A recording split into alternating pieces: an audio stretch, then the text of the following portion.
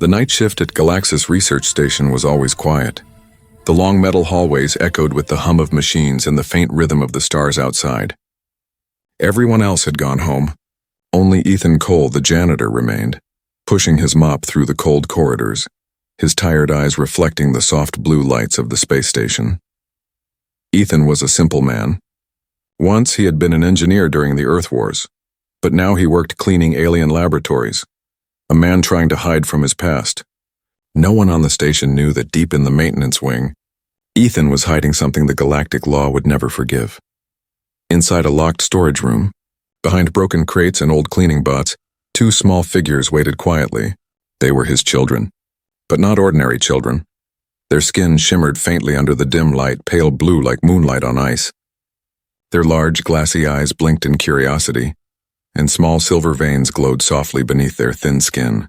They were half human, half Altherian, the forbidden result of a love between a human and an alien from the royal race of Althera. Ethan's heart always ached when he looked at them. He loved them more than anything, more than his own life. But they were not safe here. The galactic law banned hybrid life. If the authorities found out, the children would be taken for study and never returned. "Daddy," signed the little girl, Lyra. Moving her small, glowing fingers in the air, Ethan smiled. He had learned to communicate through hand signs because both his twins were deaf, born unable to hear sound. "Are you hungry?" he asked softly, signing back. Her brother, Kian, nodded eagerly, his bright eyes full of trust. Ethan opened his lunchbox, simple bread and protein bars, and shared it with them. He knew the food wasn't made for alien metabolism, but it kept them alive. He gently brushed Lyra's hair aside and whispered, "One day, we'll live on a planet where no one cares what we are." But that dream felt distant. Every day patrol drones scanned the station. Every night he heard rumors and about new orders from the alien queen, who had declared that all human Altherian hybrids must be destroyed. He couldn't let anyone find out. Still, danger always had a way of creeping closer. That night, as Ethan left the storage room to return to his janitor's duties, the lights in the hallway flickered. A security drone floated by, scanning the corridor with red sensors. Ethan froze. The drone paused in just a second too long, and then moved on. He exhaled shakily. That was close.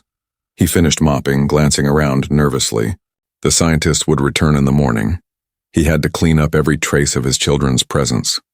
He hurried back, but when he reached the storage room, he noticed the door was slightly open. His heart dropped. He had locked it. He was sure he had locked it. He pushed the door open slowly.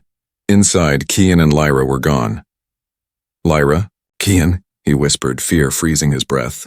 He checked under the table behind the crates, and nothing. Only their food wrappers and two small footprints glowing faintly on the metal floor. Ethan's mind raced. They must have wandered out. The twins were curious, always fascinated by the lights and machines outside. But if anyone saw them, the sound of boots echoed down the hallway. Ethan's heart pounded. He peeked out. Two guards were walking his way. He needed to act fast. He grabbed a mop, pretended to clean, and prayed they wouldn't notice the door. The guards passed by, talking casually about a new visitor, someone important arriving in the morning. "The Queen herself," one whispered. "Inspection tour." "No mistakes allowed." Ethan froze again. "The Queen here." He waited until the guards left, then ran through the corridors calling softly for his children. Finally, he spotted them, standing in front of a large observation window staring at the stars. Lyra's small hands pressed to the glass, tracing the shapes of distant galaxies. He knelt down, relief flooding him. "Don't ever do that again," he whispered, pulling them close. Kian looked up and signed, "Pretty stars, Daddy." Ethan smiled weakly. "Yes, and pretty, but dangerous." As he carried them back, he didn't notice the small surveillance orb in the corner, recording everything. And miles away, deep within the royal fleet, a message flashed across the Queen's console. "Subject located. Human male with 2 hybrid offspring. Confirmed coordinates Galaxis Station." The Queen's eyes narrowed. Her voice was cold as she whispered, "Bring them to me." Morning came slowly on Galaxis Station, glowing silver through the thick glass panels. The station floated above a dying red star, and its light painted everything in a sad, rusty color. Ethan Cole, the janitor, hadn't slept. He sat beside his twins, Lyra and Kian, who were curled under a blanket in the hidden storage room. He watched them breathe softly and felt both love and fear pulling at his heart. Last night had been too close. The drone had passed by. The door had been left open. Someone might have seen them. And now, the Queen was coming. Ethan didn't know how much time he had left. He touched the small metal pendant around his neck. A half-burned charm from his late wife, Sarai, who had been an Altherian scientist. She died giving birth to the twins, hunted by her own kind for loving a human. Ethan had promised her he would protect the children no matter what. But promises are heavy when the whole galaxy wants your family dead. He sighed and signed softly to Lyra. "Stay here today. Don't open the door for anyone." Lyra nodded, her big glassy eyes full of trust. Kian gave a small thumbs up. Ethan smiled faintly and whispered, "I'll be back soon." Then he slipped out to start his shift before anyone grew suspicious. A warning in the halls. The hallways buzzed with activity. Security guards moved like ants, adjusting scanners and patrolling every corner. The smell of fresh polish and tension filled the air. "Big day," said Dr. Harn, one of the senior xenobiologists, as Ethan passed by with his cleaning cart. Ethan forced a smile. "Yes, sir. Heard the Queen's visiting." Harn nodded, eyes shining with fear. "They say she's searching for abominations, half-bloods, can you imagine?" He laughed nervously. "If such creatures existed, they'd be executed instantly." Ethan's chest tightened. He just nodded silently and kept pushing his cart. Everywhere he went, he felt the Queen's presence, even before she arrived. Posters showed her royal image, tall, elegant, with burning golden eyes and markings of pure Altherian blood. To humans, she was almost divine. To Ethan, she was death walking on two legs. When he reached the maintenance bay, he found Tess, a young technician, sitting on a crate. She smiled kindly. "Hey, Ethan, you look tired." "Didn't sleep much," he admitted. Big inspection. Everyone's scared. She leaned closer and whispered, "Be careful today. The scanners are running deep sweeps. If you're hiding something, they'll find it." Ethan froze. His heart skipped. "What do you mean?" She looked away. "Just be careful." Then she left quickly. He watched her go, his mind spinning. How much did she know? The Queen arrives. The station trembled slightly as a massive shadow passed over the observation deck. Through the glass, Ethan saw it. The royal cruiser, black as midnight, covered in glowing golden veins. The Queen had arrived. The announcement echoed through the halls. All staff to primary sectors. Royal inspection commencing. Ethan's hands shook. He needed to get back to the storage room before the royal guard started scanning. But every hallway was blocked. Patrols moved in formation, checking IDs, scanning rooms, searching for unauthorized life forms. He couldn't risk running. That would only draw attention. So he grabbed his mop, pretending to clean while his mind screamed for a plan. Minutes later, the elevator doors opened, and she stepped out. The alien Queen of Althera. Tall, graceful, wearing armor that shimmered like liquid gold. Her eyes glowed faintly, and every guard bowed their heads. The air seemed heavier around her, like she carried power itself. Ethan kept his eyes down, praying she wouldn't notice him. But as she passed, she paused for 1 second and looked straight at him.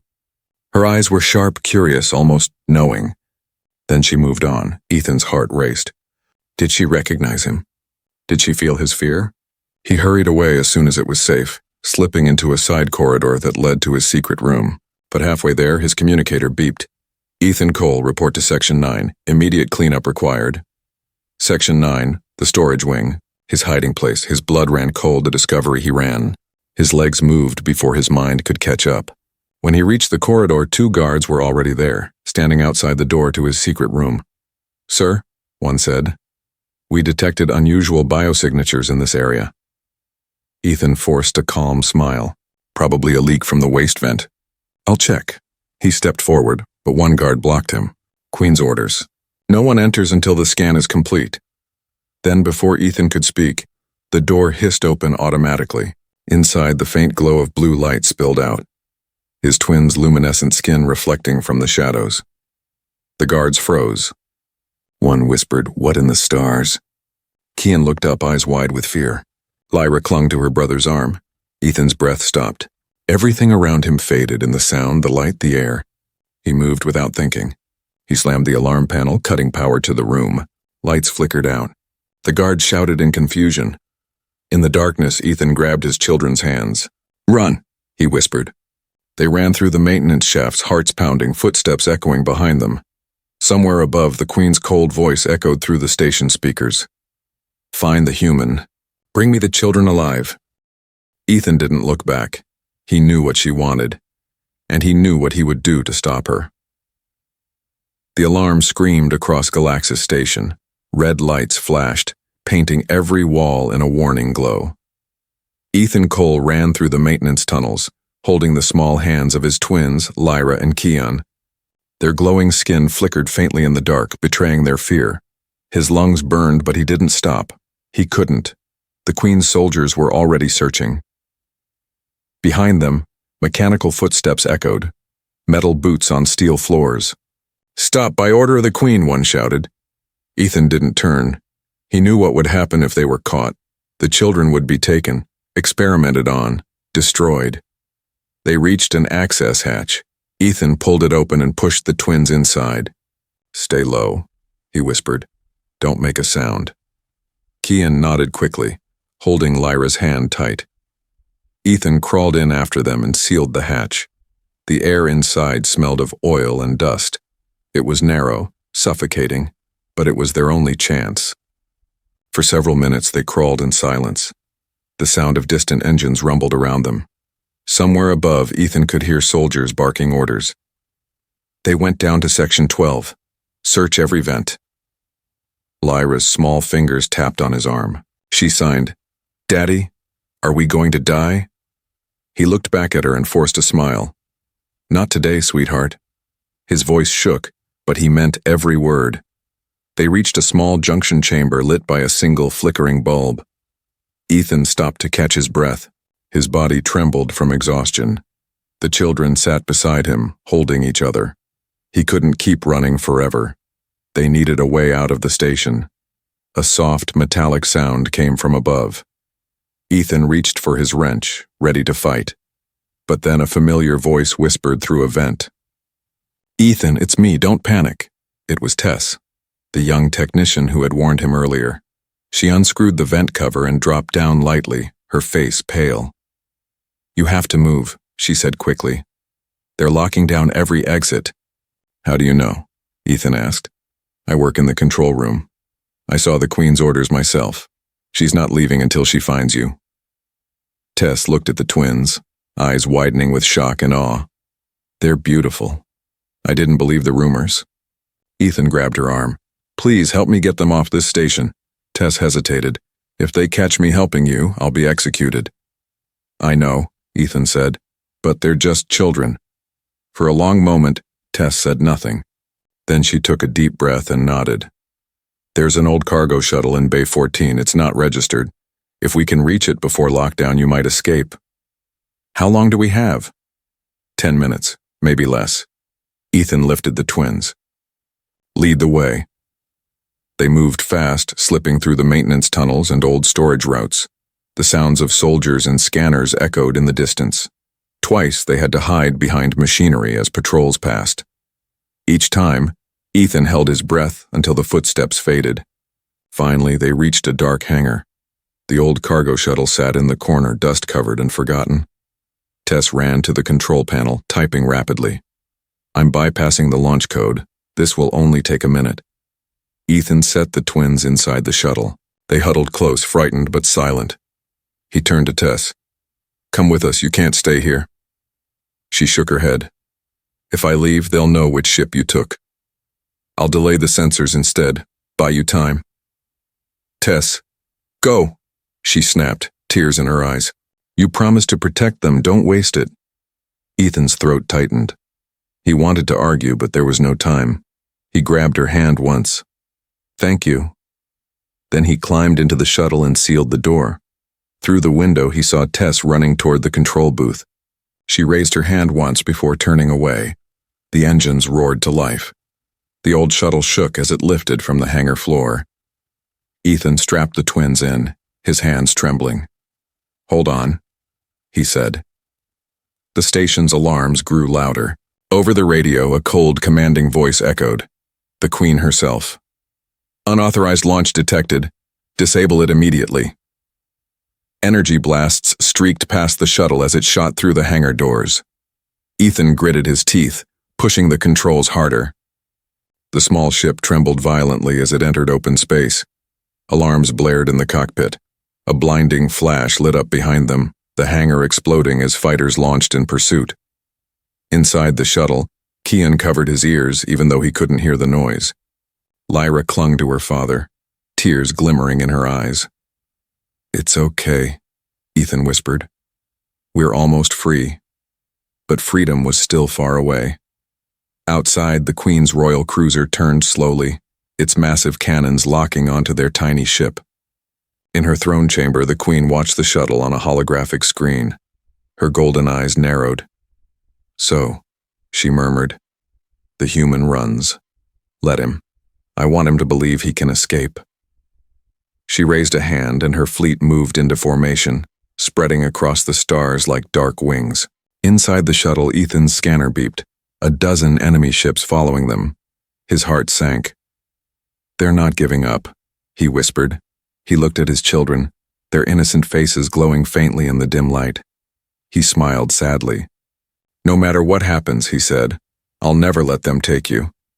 The stars stretched into lines as the shuttle jumped into hyperspace, leaving the Queen's fleet behind, at least for now.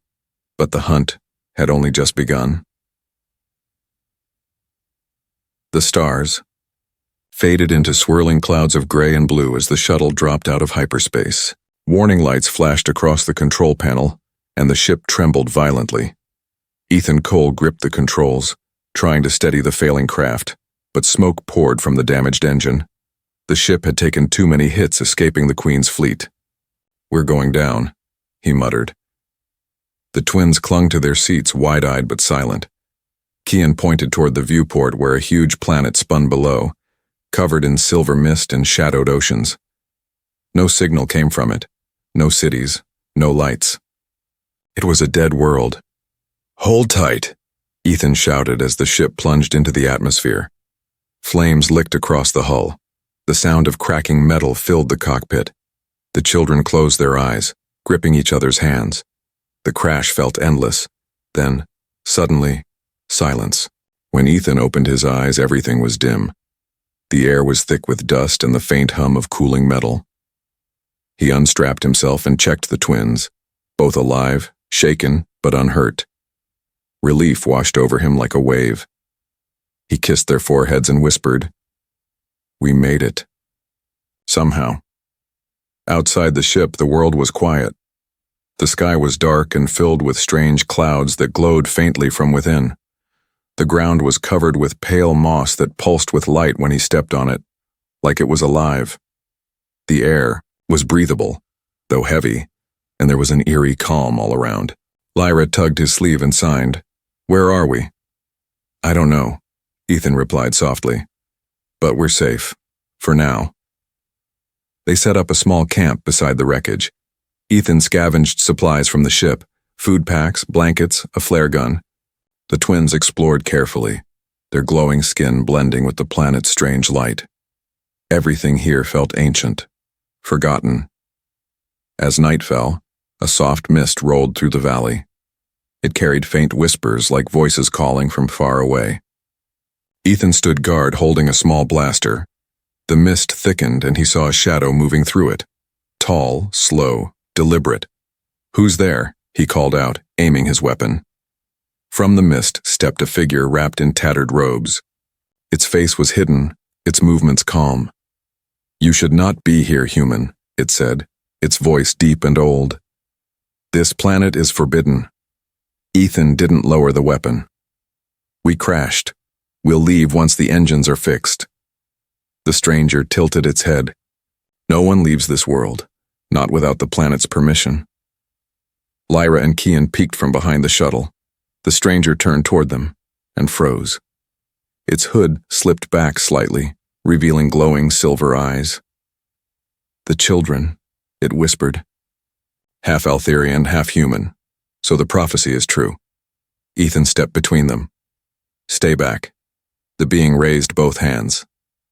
"I mean no harm. My name is Viel, the keeper of this world. I once served the Altherian queen, before she became what she is now.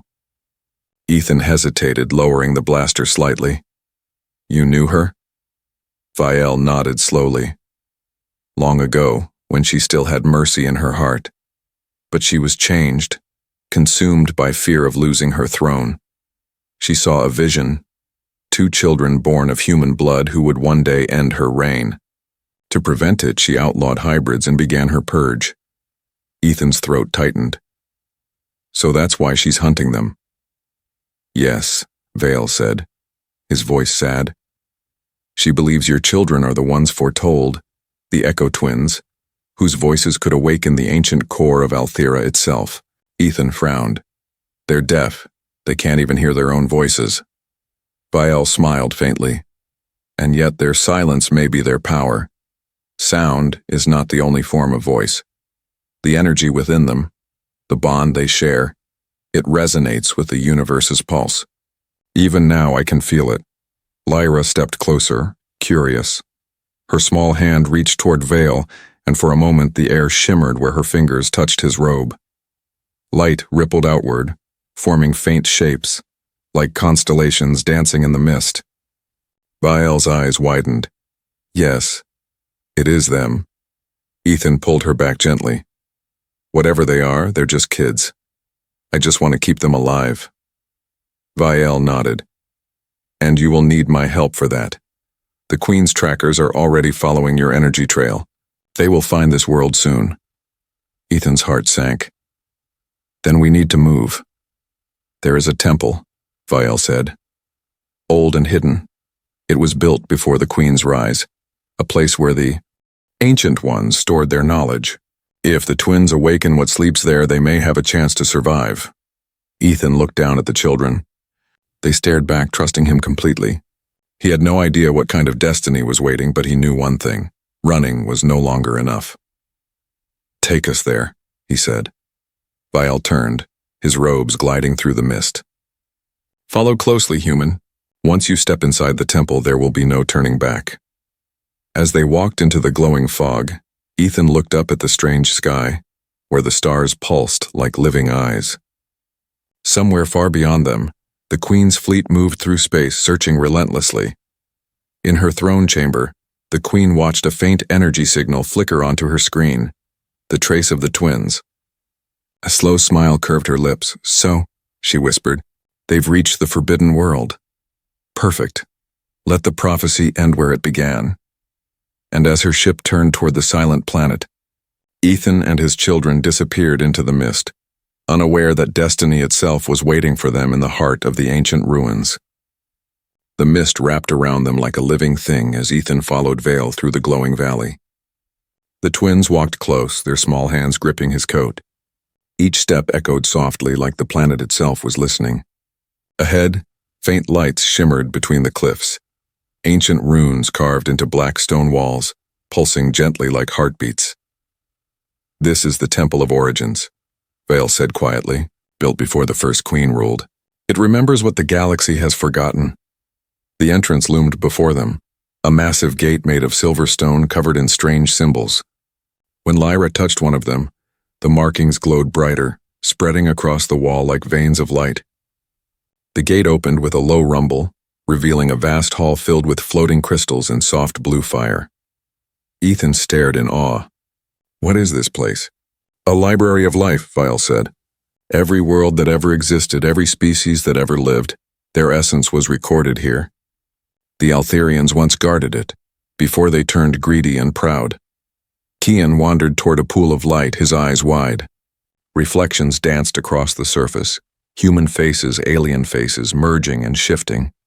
Daddy, he signed, they look like us. Ethan knelt beside him. The images in the pool showed humans and Altherians standing together, working side by side. Maybe once we weren't enemies, he said softly. Viel's gaze darkened. Once we were one. The Altherians were born from humans who evolved under alien suns. The Queen hides this truth. She built her empire on lies. That humans were weak and that purity gave strength. Your children are proof she is wrong. Ethan looked at Lyra and Kian. Their soft glow seemed brighter now, reacting to the temple's energy. He felt pride and fear. If she finds out they're the key to this place, Vale interrupted, she already knows. That is why she's coming. The ground trembled as if the planet itself had heard his words. From deep within the temple, a faint hum grew louder, a song without sound. The twins turned at the same moment, their glowing eyes fixed on a tall crystal in the center of the hall. It pulsed once, then twice. Lyra stepped closer, drawn by something invisible. Ethan reached to stop her, but Vale held up a hand. Let her. The temple calls to her. The little girl touched the crystal, and the entire hall exploded with light. Images filled the air, galaxies spinning, stars being born, and a voice whispering in a language older than time. Ethan couldn't understand the words, but Lyra could. She tilted her head, listening to something only she could hear. Her fingers moved in slow signs. They want to help us, she said. They're showing me. Adorkian stepped forward too.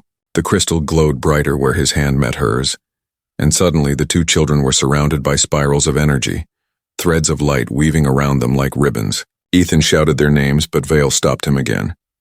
They are awakening the bond, Vale said. The prophecy spoke of twins who would open the core, the voice of the stars. No one believed it could be real. The air vibrated. Ethan felt the energy press against his skin like a storm. His heart raced with terror and wonder. If this wakes something dangerous, it will wake what the Queen fears most, Vale said grimly. The truth. Then the temple doors shook violently. A deep boom echoed through the chamber. Outside, the sky burned red. Ethan ran to the entrance and saw it. The Queen's fleet descending through the mist, black ships tearing the clouds apart like knives. Explosions lit the horizon. She's here, Ethan whispered. Vale's expression hardened. She has found you. We must defend the temple. If she destroys it, the knowledge of both species dies with it. Ethan grabbed his blaster and checked the charge. Then we fight. He turned back to the twins. They were still touching the crystal, their faces calm even as light flowed through their bodies. He didn't understand what was happening, but he could feel something inside him shifting too, as if their connection reached into his heart. The temple's energy grew stronger, wrapping around them like armor. Outside, the Queen's voice thundered through the air. Human, step forward! You cannot hide what belongs to me. Her image appeared in the mist, tall, glowing with cruel beauty. Her soldiers spread out, aiming weapons toward the temple. Ethan raised his blaster. They don't belong to you, the Queen smiled coldly. Then you will die for them. Before she could give the command, the ground split open. A blinding beam of light erupted from the temple's core, spreading across the sky. Every ship in the Queen's fleet froze midair. Inside, Lyra and Kian floated slightly above the ground, eyes glowing white. The crystal cracked open, revealing a sphere of pure energy. Symbols spun around them, ancient and alive. Ethan shielded his face from the brilliance, shouting their names, but the air carried no sound. The energy pulsed once more. Then a shockwave burst outward, sweeping across the planet. When the light faded, the Queen's fleet was gone. Only silence remained. Ethan dropped to his knees, trembling. The twins stood unharmed, the glow fading slowly from their skin. Lyra looked at him, tears in her eyes. Did we hurt them? She signed. Ethan pulled them both into his arms. No, he whispered. You saved us, but Vale's face was grave. You saved yourselves, and awakened something far greater. He pointed to the now open crystal where a vast network of stars shimmered like a map. The core has answered, he said, and now the galaxy will come for you, all of it. Ethan looked up at the glowing map and felt a chill run down his spine. They had stopped the Queen for now, but the war had only just begun. The planet slept under a silver sky, quiet after the storm. The air was still heavy with the echoes of power, the kind that didn't belong to mortals. Ethan Cole sat beside the temple ruins, watching the horizon glow faintly. Smoke rose from where the Queen's fleet had vanished, though part of him feared it wasn't truly gone. Nothing that powerful died so easily. Lyra and Kian slept beside him, their small forms curled beneath a salvaged blanket. Even in sleep, their skin glimmered softly. It wasn't just light. It was life, pulsing in time with the rhythm of the planet itself. Ethan brushed a strand of hair from Lyra's face and whispered, You did it, little star. You saved us. But deep inside, he knew peace never lasted. Behind him, Vial stood quietly, staff in hand, staring at the sky. "The signal has been sent," he said. "Every world that still listens to the core has heard it." Ethan turned. "Signal?" "The awakening of the twins," Vale explained. "It traveled through the old network, the energy web that once connected the Altherian Empire." The Queen felt it. Others did too, Ethan frowned. Others? Old enemies. Old friends. The galaxy will not ignore the voice of the core. Some will come to worship your children. Others will come to destroy them. Ethan sighed heavily. "So we're back to running." Vial looked at him with calm eyes. "You cannot run from destiny, human. You can only walk beside it." Before Ethan could reply, a faint hum drifted through the air, mechanical, growing louder. Vial turned sharply. Ships, Ethan's heart jumped. He shook the twins awake. "Come on, we need to move." They ran through the mist, climbing the ridges that surrounded the temple. Above them, streaks of fire lit up the clouds, ships descending fast. But these weren't the Queen's black vessels. Their hulls glowed bronze and white, marked with the crest of the Reclaimers, a group Ethan had only heard whispers about during his time as a soldier. Freedom fighters who once rebelled against the Altherians before disappearing into legend. The lead ship landed hard, kicking up dust. Its ramp opened and a tall figure stepped out, human, armored, with a scar running down one side of her face.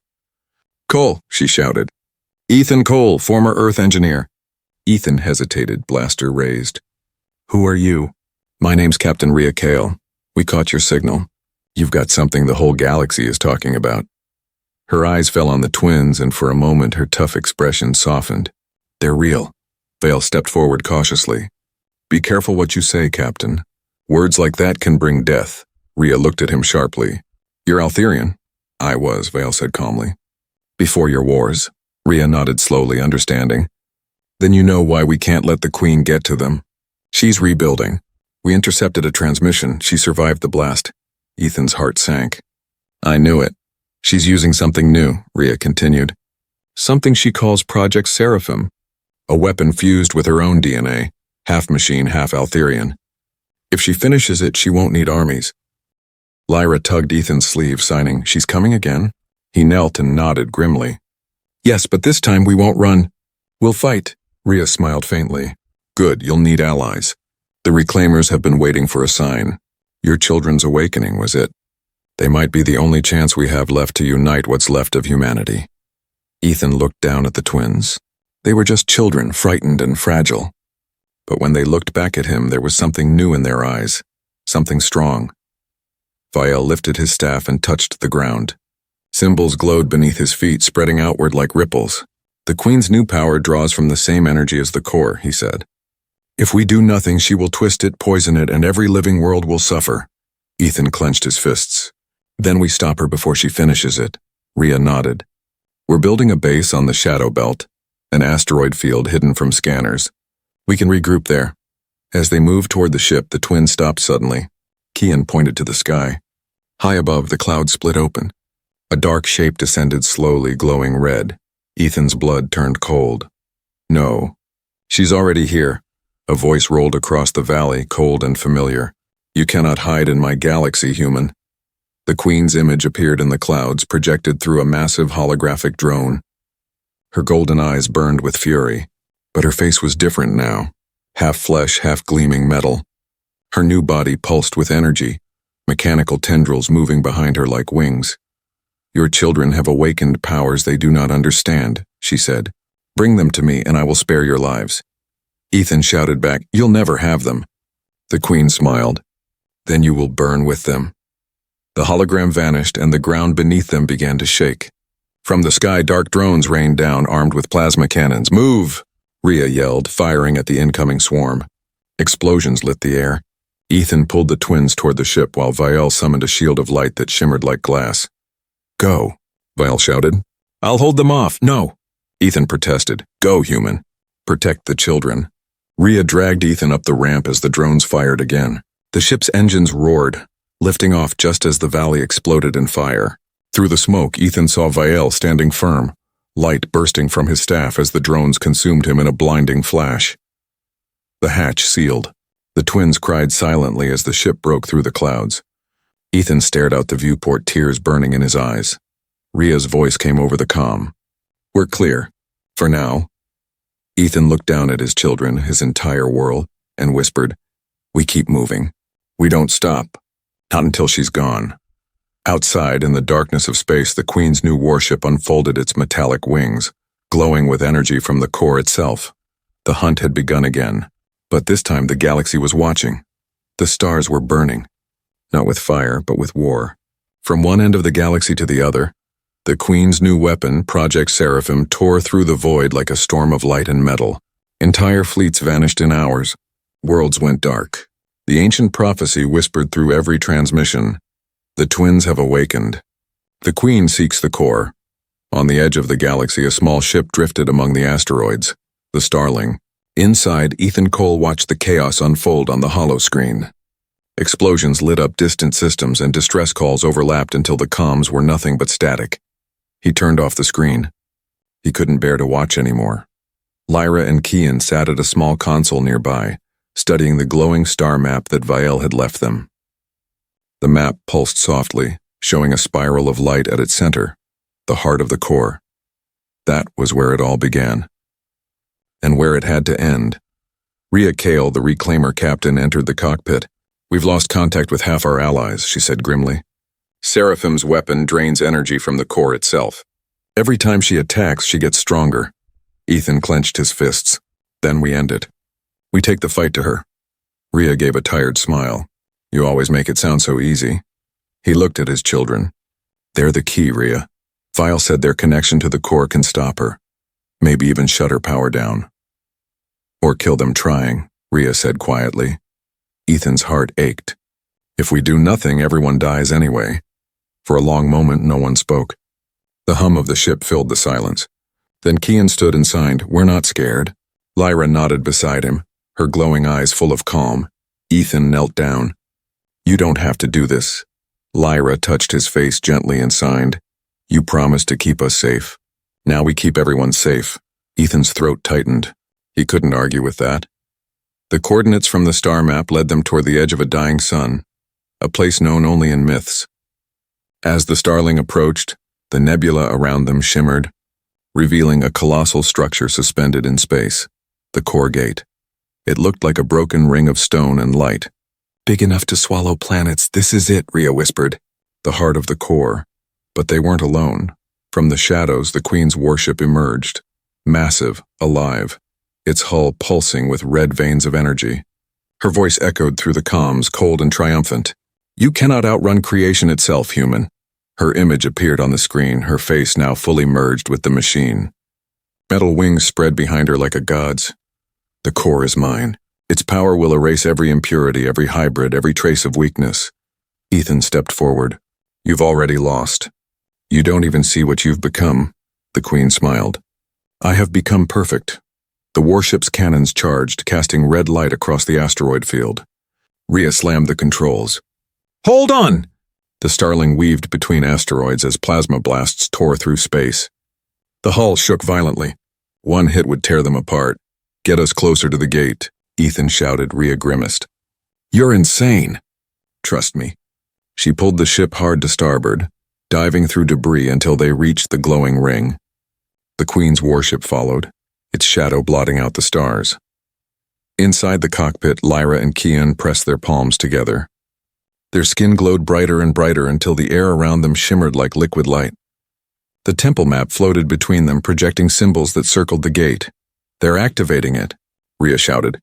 The Queen's ship fired again, but this time the blast froze midair, suspended by a wave of pure energy from the twins. Lyra's eyes turned white as her hands moved in slow, graceful signs. Kian mirrored her. Together they formed patterns that pulsed with rhythm, silent music that rippled through the void. The core gate came alive. Columns of light spiraled outward, wrapping around the Queen's ship. "No," the Queen screamed. "You cannot control what belongs to me." Her ship fired again, desperate, but the energy bent back and striking her own hull. Metal screamed and tore. Ethan watched as the Queen's image flickered, half machine, half madness. "You think love makes you strong?" she hissed. "Love is a disease. It destroys order!" Ethan stepped closer to the console. "Maybe, but it's the one thing you can't kill." The twins' light spread, connecting to the core gate completely. The stars themselves seemed to move, aligning around them like witnesses. A massive pulse erupted, shaking space-time itself. The Queen's ship was caught in the wave. Her voice turned to static, then to silence. The red glow of her engines faded to black, and then everything went quiet. The core gate dimmed. The ship stopped trembling. Ethan turned, and the twins had collapsed, their light fading. Lyra! Kian! He rushed to them, heart pounding. Their skin was cold, their eyes closed. No, no, no. Rhea put a hand on his shoulder. They saved everyone. Ethan held them close, tears falling freely. The silence around them was vast and endless. Then faintly, someone a flicker. Lyra's chest rose with a breath. Kian opened one eye and smiled weakly. Daddy, he whispered, though his voice had never spoken before. Ethan froze. Then he laughed, broken, joyful, disbelieving. You talked, he said, hugging them both tightly. You talked. Outside, the stars began to shine brighter again, the nebula clearing. The core gate's glow softened, becoming peaceful, like a sleeping giant finally at rest.